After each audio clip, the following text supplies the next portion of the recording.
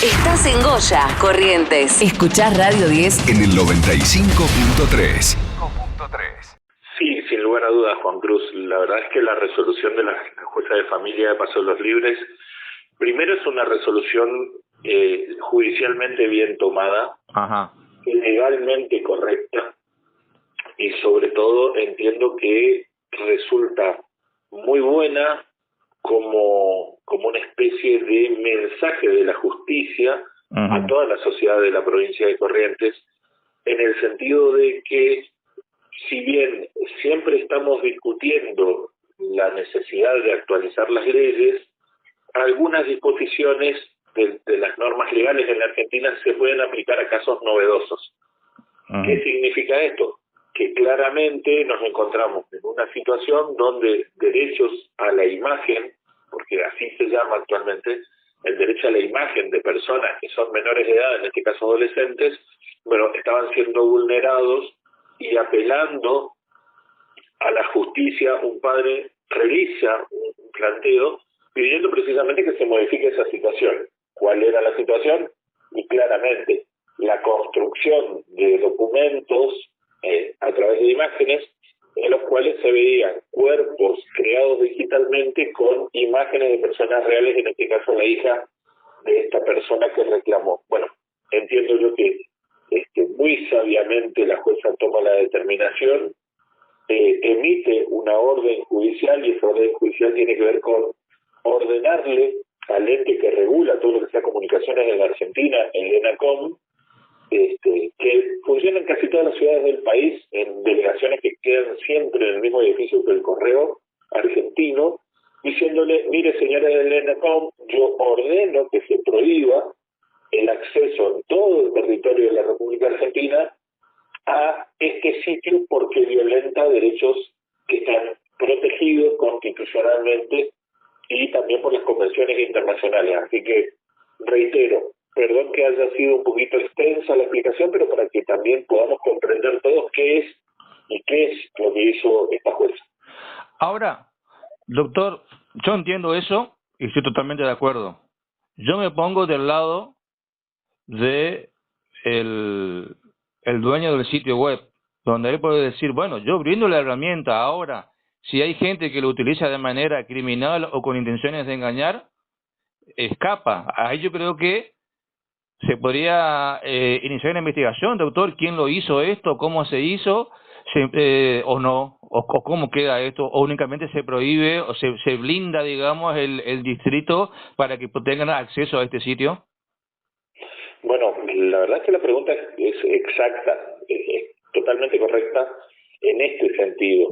Lo que ocurre es que los propietarios de los sitios web, y esto tiene que ver con dos cuestiones centrales, para analizar. Sí. Primero, la red de Internet es una red que es de acceso público, a la que uno puede acceder siempre contratando lo que se llama hosting, que es la gente que tiene la posibilidad de almacenar información y de brindar ese servicio de soporte para que cualquier persona pueda armar un sitio web.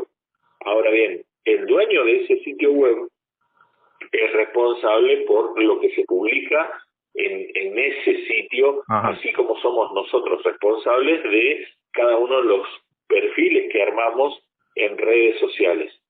¿Qué quiere decir esto?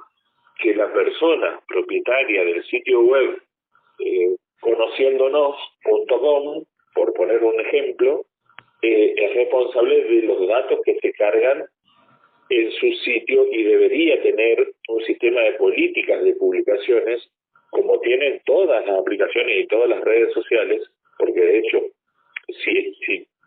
normalmente no le prestamos atención, para ser sinceros, pero cuando uno ingresa a cualquier red social o cuando va a utilizar la aplicación WhatsApp, que es la más común de todas, tenemos que aceptar las condiciones y el reglamento que pone como requisito previo el dueño del espacio. Entonces, el punto es que si yo permito que se publiquen estas cosas, también debo ser responsable, porque aquí lo que ocurre no es una situación información vinculada a la libertad de expresión de las personas, sino que en ese tren se realizan publicaciones que dañan los derechos de otros. En este caso, el derecho a la imagen, que es un derecho novedoso, es un derecho que, si bien tiene 8 años, recién ahora está protegiéndose en ese sentido. Es decir, el derecho a la imagen, dice el Código Civil, es la potestad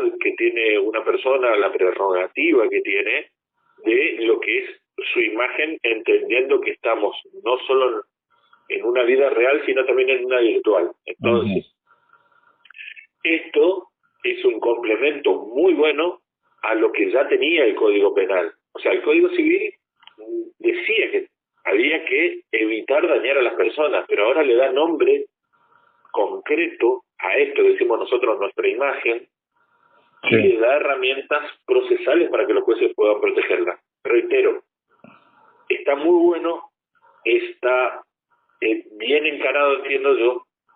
La reversión que podría hacer el titular del sitio es dar de baja estas publicaciones, comunicar al juzgado, decir, solicito que levante la prohibición porque usted me está afectando en a lo mejor lo que es el derecho a ejercer una industria lícita, que es un derecho también constitucional, que es la posibilidad de tener un sitio web con publicidades.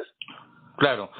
Ahora, doctor, con esto, por ejemplo, la justicia le puede exigir o le puede solicitar al sitio web o al hosting, por ejemplo, para que brinde información desde qué IP o desde qué dispositivo se pudo realizar estas imágenes, como para tratar de llegar a él o los responsables de esto. Sí, la verdad es que sí. El gran problema que tenemos es que si bien la jueza en lo civil o la jueza de familia en este caso puede requerir esta información, eso pasa más que nada por la labor que pueda hacer un fiscal en lo penal. Reitero, nosotros tenemos, a ver, para graficar un poquito, nosotros tenemos en el Código Penal la descripción de conductas prohibidas con una sanción que es la pena. Este delito en particular se va a analizar y se va a agrupar en varios delitos muchas veces vinculados a la misma temática. En el caso en concreto de la imagen de las personas, la Argentina tiene hace más de 100 años un delito que se califica o se tipifica como delitos contra el honor. ¿Qué quiere decir esto? Dice, la visión que una persona tiene de sí mismo, su ego, en el buen sentido, o el prestigio que tiene una persona en el marco de una sociedad, va a ser protegida cuando alguien, dice la ley, primero, desacredite o deshonre. ¿Qué quiere decir? O que ataque personalmente a la persona víctima o salga a desacreditarla frente a la comunidad. Es decir, yo salgo a decir, bueno, Juan Cruz Velázquez es tal por cual, porque esto, porque el otro, y yo desacredito sin decir o sin adjudicar a esa persona un delito. Cuando yo digo, en el caso concreto, Juan Cruz Velázquez es un delincuente porque tal cosa, y adjudico un delito, también cometo un delito que también es un delito en contra del honor, con la única diferencia que uno va a hacer, en el primer caso, deshonrar o desacreditar una injuria, y si yo adjudico a una persona un delito, sobre todo que sea acción pública, estoy cometiendo un delito de calumnias. Bueno, estos tipos de delitos, como se supone que son tan personalísimos, solo se pueden tramitar mediante lo que se llaman querellas. Esto es una acción que realiza la persona con un abogado que lo represente, a diferencia de cualquier otro delito que uno se va a la comisaría y la fiscalía tiene la obligación de iniciar una investigación. Entonces, en la parte práctica, lo que ocurriría es que si este padre entiende, ya logró una buena medida, que es la prohibición de que se difundan las imágenes que dañan a su hija. A partir de ahí, podría también hacer una presentación judicial en la parte penal pidiendo que se investigue para dar con los responsables de esto, entendiendo que por lo menos están desacreditando a su hija y él es su representante legal, porque si es menor de edad, claramente su representante va a ser el progenitor. Me parece que pasa por ahí, y reitero, espero haber sido claro en este sentido. Es decir, sí lo puede hacer la justicia, pero por una cuestión de competencia o de especificidad, debería hacerlo la parte penal. Claro, o sea, entonces se podría llegar, ¿no, doctor, habiendo una investigación exhaustiva, se podría llegar a saber mínimamente, por ejemplo, la dirección de IP, ¿no? Que sería como el número de documento de un dispositivo móvil o de una computadora. Sin lugar a dudas, es lo más recomendable, porque el punto es que, si bien esta orden de bloquear la cuenta está vigente, lo cierto es que el dueño del sitio seguramente o va a mudar su sitio y construir uno nuevo, y se puede seguir cometiendo este tipo de actos, o bien puede presentarse a la justicia pidiendo que se levante esta medida por el daño que le causa a su propio proyecto. Entonces, correspondería sí que la parte penal dé con esta gente, porque realmente el daño que se puede generar es terrible. Imaginemos, no sé, cualquier persona pública. Bueno, de hecho, la campaña electoral en la provincia de Corrientes viene por ese lado. Vi muchas creaciones de inteligencia artificial que realmente daña la imagen y que aparte puede inducir a la gente. Y de hecho ocurrió, perdón que me extienda, en las últimas elecciones de la Ciudad de Buenos Aires, donde surge un supuesto video de Mauricio Macri diciendo que no respaldaba más a su candidata, y hay gente que se confundió. Entonces, imaginemos la potencialidad del daño que puede tener el mal uso de la inteligencia artificial. Está clarito, doctor, como siempre. Ahora, siguiendo esa línea, ¿no?, de tratar de saber quién está detrás, y salgo un poquito de esta cuestión de esta jueza, que la verdad que siente un precedente en la provincia de Corrientes. Pero me tengo que meter en esto, doctor, y le tengo que preguntar con respecto, por ejemplo, a las estafas, ¿no? Cuando te dicen, soy Juan Regín, mira, tengo un problema, necesito que me hagan una transferencia, tengo un problema con mi cuenta y te paso este CBU. Y cuando vos cargas en el home banking te aparece la cuenta de Juan Regín de Mercado Pago, pero no es Juan Regín, o te aparece Juan Cruz y no es Juan Cruz. Eso, por ejemplo, doctor, yo hago una denuncia porque fui estafado, fui engañado. Mercado Pago, por ejemplo, tiene la obligación de también de brindarle a la justicia, por ejemplo, de qué IP o de qué dispositivo se activó esa cuenta, como para tratar de dar con él o los delincuentes. Sí, la respuesta contundente es sí. Casualmente, cuando estábamos ¿Sabe por qué le pregunto, doctor? Y perdone que ¿sabe por qué le pregunte? Porque en muchos casos me han dicho, Juan Cruz, nunca vamos a llegar porque son todos nombres o son personas, digamos que son nombres que no existen. Pero dentro de mi conocimiento, doctor, el teléfono que yo estoy usando ahora, el que está usando usted, con el que está usando un oyente, eso tiene, digamos, una dirección que es el DNI, ¿no?, del dispositivo. Yo creo que en Argentina tenemos tecnología para detectar dónde está ubicado. ¿Es así o no? Sí, así es. Lo que tenemos que entender y lo que la gente tiene que comprender, porque muchas veces actúa irresponsablemente con un equipo electrónico, sea celular, sea notebook, sea tablet, sea computadora de escritorio, lo que sea, es que, como bien lo señalás, cada terminal tecnológica vinculada a Internet tiene esta identificación, este número y este código de identificación que es el IP. A partir de ahí, hay algo que es una definición casi en sí misma de lo que es el mundo de la red de Internet, que es lo que se llama la trazabilidad. ¿Qué quiere decir? ¿Cuál es el recorrido que ha realizado un documento? Porque cuando hablamos de cuestiones electrónicas nos referimos a documentos de audio, documento de video, documento gráfico, una imagen. Entonces, si yo, Juana Regín, utilizo, por ejemplo, esta aplicación y creo una cuenta falsa, y a veces ni siquiera hace falta hacer una falsa, sino que la hago para mí, y digo, mira, le debo plata a mi vecino, por favor, transferime dinero. Bueno, yo lo que estoy haciendo es dejando mi vuelta, como harían los delincuentes en el pasado, en el sentido de las huellas de calzado, las huellas digitales, se me cayó una herramienta, que es mía en el momento de cometer el delito, bueno, yo voy dejando huellas en cada una de las actividades que realizo y es relativamente fácil de investigar. Lo que pasa es que, obviamente, por ahí la escasez de personal de la policía especializada, el poco monto de dinero de que estamos hablando, porque no es lo mismo. A ver, el año pasado me llamaron de Corrientes de personas que habían supuestamente contratado los servicios de una concesionaria de Buenos Aires y que realizaban transferencias de dinero de banco a banco pensando que habían comprado un vehículo que le iban a financiar el resto y esperaban que le manden el vehículo porque le decían todavía no completamos el mosquito. ¿Qué significa esto?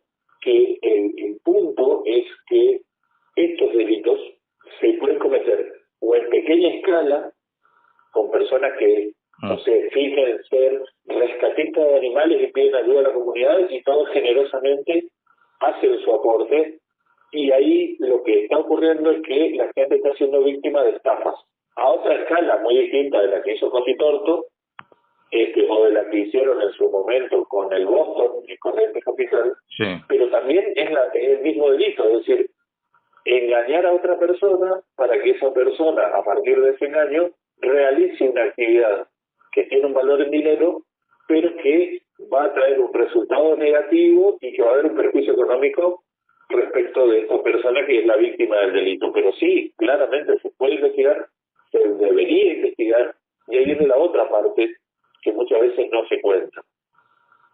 Hay muchos fallos, pero para mí el más paradigmático es el del juez Cójano de la ciudad de Goya, que en la época de la pandemia ya había sacado una resolución responsabilizando al Banco de Galicia por unas estafas que sufrió un cliente, diciendo que, aplicando la ley de consumidores y usuarios, es responsable el banco por su sitio web y el sistema de home banking. Si eso se puede demostrar, la parte más poderosa en este lado, en este caso hipotético que sería Mercado Pago, debe responder y devolverle el dinero a la persona que ha sido estafada y tratar de o mejorar su sistema informático o de perseguir ellos porque han sido vulnerados ya no su derecho a la propiedad, como si fuera una estafa, sino sus derechos empresariales vinculados a un soporte informático. O sea, bueno, la sugerencia entonces, doctora, a la ciudadanía es que acudan a la justicia o que acudan a algún letrado, algún estudio jurídico para que lo asesoren, porque esto, digamos, se puede llegar a buen puerto, como decimos de manera común, ¿no? Cuando uno es víctima de todo este tipo de situaciones. Sí, eso es fundamental. Contratar los servicios de algún abogado que sepa de la cuestión, que entienda la cuestión informática. No hay, a ver, yo en la práctica no conozco un especialista en delitos informáticos en la zona. Especialista en el sentido pagado. Todos en realidad somos de alguna manera autodidactas y nos vamos formando y por ahí nos interesa la temática, pero con que más o menos el colega entienda, la persona puede encontrar una respuesta. Pero creer en personas reales y no hacer lo que hacemos todos, parece que hoy tengo muchas ganas de hablar, pero por ahí para explicar correctamente la cuestión. Sí. Normalmente nos duele algo en el cuerpo y en vez de ir al médico nos vamos a la farmacia creyendo que el empleado de la farmacia nos va a curar. Claro. Bueno, en este caso es lo mismo. Muchas veces ingresamos a sitios web, buscamos videos de tutoriales en YouTube como forma de ver cómo se puede resolver una situación que en este caso es específica, que es legal y que es de delitos informáticos. Entonces, tratar de consultar a un colega, a un abogado que sepa de estos temas y que lo pueda guiar. ¿Por qué? Porque también la policía de Corrientes, en este caso, tiene su cuerpo especial de delitos complejos, donde se ve la parte de cibercrimen, y uno no está perdiendo ni tiempo ni plata en hacer denuncias en una comisaría común y que luego esto retrase todo. A ver, en esto soy contundente. Pasó con Loa. Le dieron la investigación a un fiscal que no sabía y miren cómo estamos. En el caso en concreto de delitos informáticos, sí o sí necesitamos acudir a personas que sepan, sabiendo que podemos encontrar respuestas favorables. también, porque para crear ilusiones, bueno, sería más daño a lo que hace sufrir. Totalmente. La verdad, doctor, seguiría hablando con usted porque es un placer y sobre todo no brindarle estas herramientas a la gente, a la ciudadanía, que muchas veces, como usted dice, no sabe qué hacer y tal vez googlea alguna cuestión yendo a preguntar a los que saben y así no dilatar, ¿no?, alguna situación en particular que le ha pasado. Así que nada. Es fundamental eso, Juan Cruz, y te explico por qué. Los delincuentes normalmente, nosotros hablamos de ventana, así como uno abre la ventana para ingresar a un domicilio, bueno, hay delincuentes que abran ventanas de tiempo para hacer sus fechorías, y a lo mejor en un fin de semana o en toda una semana atacan, no sé, personas de Corrientes. Cierran ese sitio, cierran ese perfil y arman otro para estafar gente de Entre Ríos y después gente de Santa Fe, o van saltando aleatoriamente por distintos lugares buscando personas desprevenidas, porque en realidad esa es la mejor explicación que hay para entender lo que son los delitos informáticos, sobre todo las estafas. Confunden a la gente, como se hacía antes con el cuento del tío, y a partir de ahí producen desastres en la economía de la gente. Claro.